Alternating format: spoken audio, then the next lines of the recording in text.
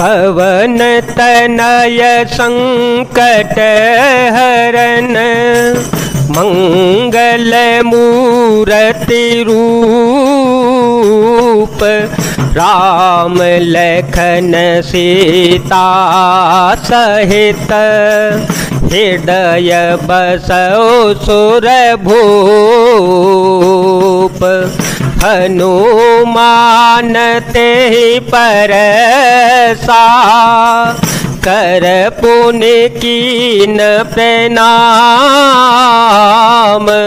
राम काजो कीने बिनु मोहि कहाँ विश्राम। हनुमान जी ने उसे हाथ से छू दिया, फिर प्रणाम करके कहा, भाई श्री रामचंद्र जी का काम किए बिना मुझे विश्राम कहाँ। जात पवन सुत देव देखा, जात पवन सुत देव देखा, जाने कहो बल बोध विशेषा, जाने कहो बल बोध विशेषा, सुरता नाम हिन के माता, पठये आए कहीं ते बाता, आजो सुर है मोहि दीन आहारा, सुनत वचन कह पवन कुमारा, राम काजो करे फिर में आवो, सीता कह सुध प्रभु हे सुनावो। देवताओं ने पवन पुत्र श्री हनुमान जी को जाते हुए देखा। उनकी विशेष बल बुद्धि को जानने के लिए परीक्षार्थ उन्होंने सुरसा नामक सर्पों की माता को भेजा। उसने आकर श्री हनुमान जी से यह बात कही, आज देवताओं ने मुझे भोजन दिया है। यह वचन सुनकर पवन कुमार श्री हनुमान जी ने कहा, श्री राम जी का कार्य करके मैं लौटाऊं और सीता जी की खबर प्रभु को सुना दूं।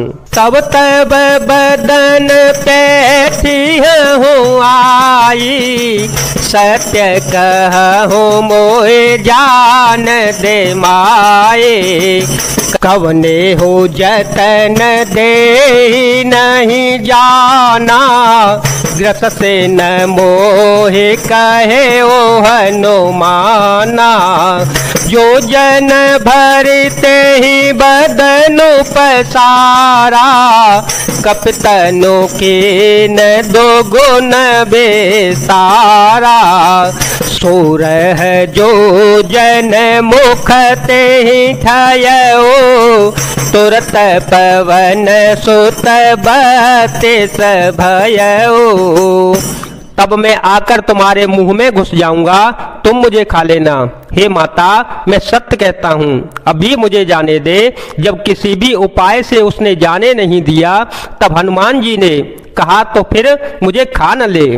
उसने योजन भर 400 कोस में मुंह फैलाया, तब श्री हनुमान जी ने अपने शरीर को उससे दूना बढ़ा लिया। उसने 16 योजन का मुख किया, श्री हनुमान जी तुरंत ही 32 योजन के हो गए। जैसे जैसे सूरसा बदनु बढ़ावा, सासु दून कपि रूप देखावा, सतजो जन ते आनन कीना, अतिल घोरूप पवन सुतलीना।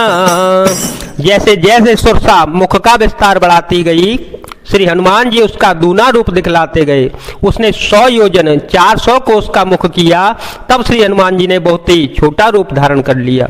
बदन पैठी पुनि बाहिर आवा, मांगा बेदाताए से रोनावा, मोहे सुरह जय लागी पठावा, बुद्ध बल मर मोतोर में पावा। और वे उसके मुख में घुसकर तुरंत फिर बाहर निकल आए और उसे सिर नवाकर विदा मांगने लगे। उसने कहा, मैंने तुम्हारे बुद्धि बल का भेद पा लिया जिसके लिए देवताओं ने मुझे भेजा था। राम का जो सब करे हो तुम बल बोध निधान, आशीष दे गए सो हर्ष चले ओ हनुमान। तुम श्री रामचंद्र जी का सब कार्य करोगे क्योंकि तुम बल बुद्धि के भंडार हो। यह आशीर्वाद देकर वह चली गई। तब श्री हनुमान जी हर्षित होकर चल पड़े।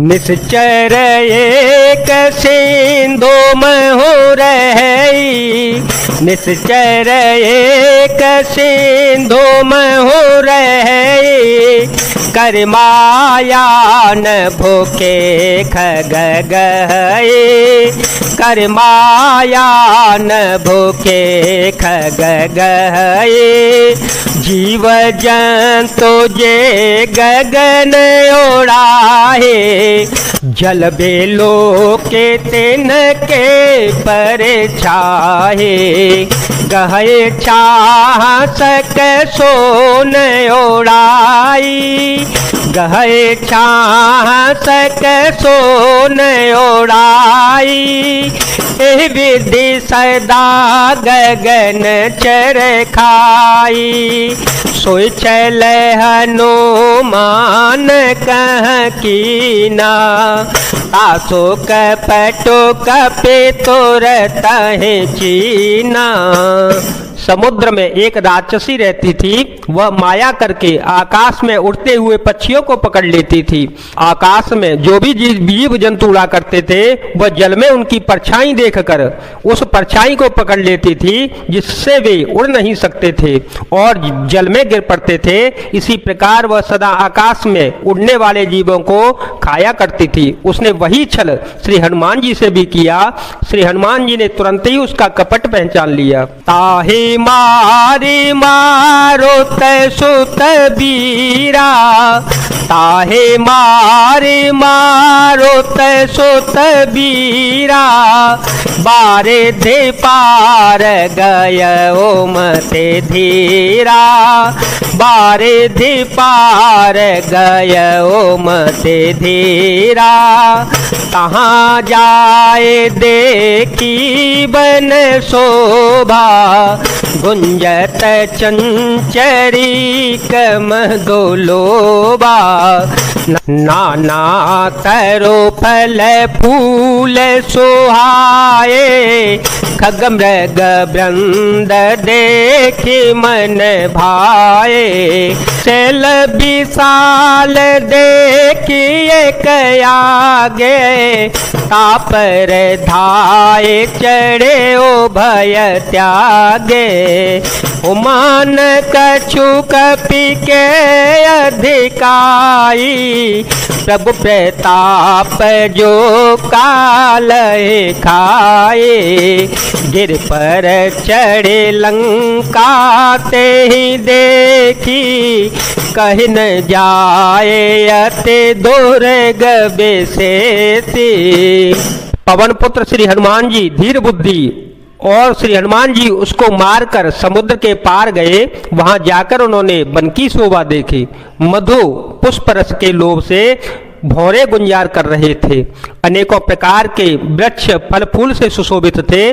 पक्षी और पशुओं के समूह को देखकर वे बहुत मन में प्रसन्न हुए। सामने एक विशाल पर्वत देखकर श्री हनुमान जी भय त्याग कर उस पर दौड़कर जा चढ़े। शिव जी कहते हैं, हे उमा, इसमें बानर हनुमान जी की कुछ भी बड़ाई नहीं है। यह प्रभु का प्रताप है जो काल को भी खा जाता है।